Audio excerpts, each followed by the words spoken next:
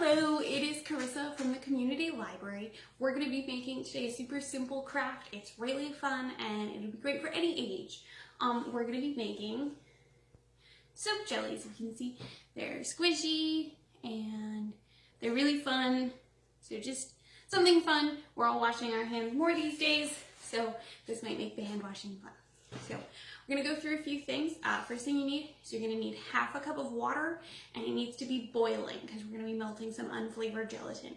You can either do that on the stove or use your microwave as long as you have a microwave safe container. I used a glass measuring cup. Next thing you need half a cup of liquid soap. I use just like a body wash soap. You could use whatever kind of liquid soap you prefer.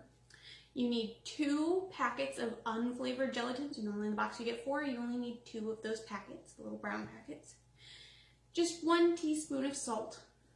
And then you can use a pan.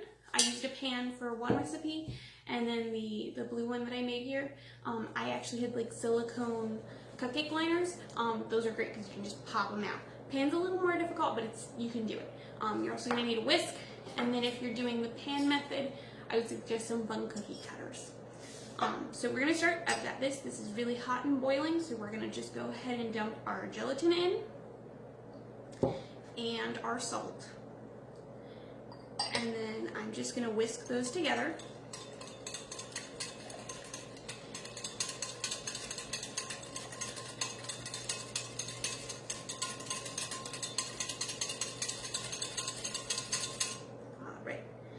You're going to get those nice and whisked together, and then what you're going to do is you're going to get your soap, and you're going to go ahead and dump your soap in. I'm going to try to get it all out. Alright. And you're going to whisk that all up. Make sure it's nice and combined. Really get it mixed in there well. Alright, the other thing you can do, if you so choose, you can see here my color's really light, and then these ones were really dark. You can use, if you have soap coloring, you can put a little soap coloring in there because that doesn't stain your hands. For the blue ones, I added some food coloring, and I was like, oh, I'm sure it needs a lot of food coloring. Does not need a lot of food coloring. The less food coloring, the better it is. Actually, my fingers are starting to turn blue just from touching that. Probably won't actually use that one on my body. So I'm just going to go ahead and use 1 drop. I did a second set of these and you guys will see those.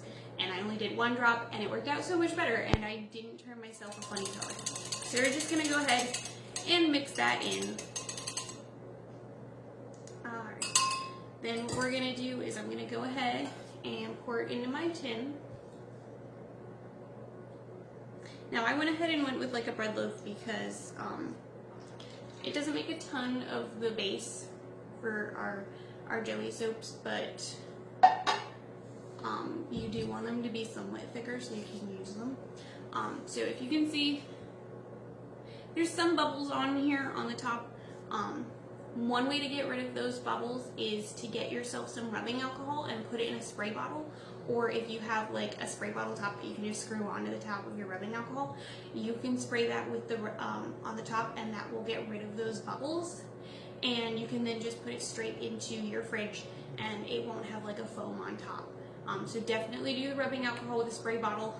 If you don't have a spray bottle, you don't have to do it, but it does get rid of that foam on the top so that yours doesn't have that foamy look. So like I said, I've already made some up so that you guys can see the finished product. Now these are the ones that I did with a pan. Same ones I just did here with the just single drop of food coloring, turned out into a great color.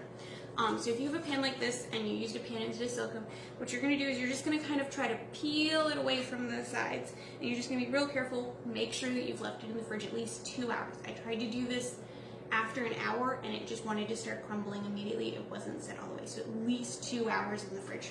So you're just going to peel it away, and once you've kind of got it peeled away, you can actually just, maybe, I know we did this last night, you can just flip it out and it comes out. If you can see, I already cut one out to make sure that the cookie cutter works, and it's really cute. But it flips out and it actually comes out in a like really cool like deli sheet. So I'm gonna go ahead and flop that down. We're gonna go ahead and cookie cut some more. The more I look at my hands, the more I realize that the blue ones really were way too much food coloring because I'm noticing more and more blue spots. So in these you can use any kind of cookie cutter, you know, I got about 3 of my flowers in, but if you have a smaller cookie cutter, you could go ahead and like fill in the gaps there. Or I know I've seen a lot of people just chunked it up and use tiny pieces, and you could use that too. Again, it's soap. It's fine.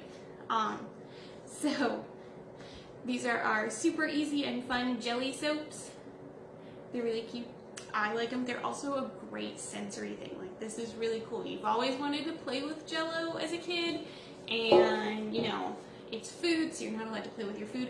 This is soap. You can play with it. It's so much fun to touch. It's like it's really cool. I like squishy things like this. So that's all this is. Super simple. Anyone can do it. Just a couple basic ingredients. Mainly you need your unflavored gelatin and your liquid soap.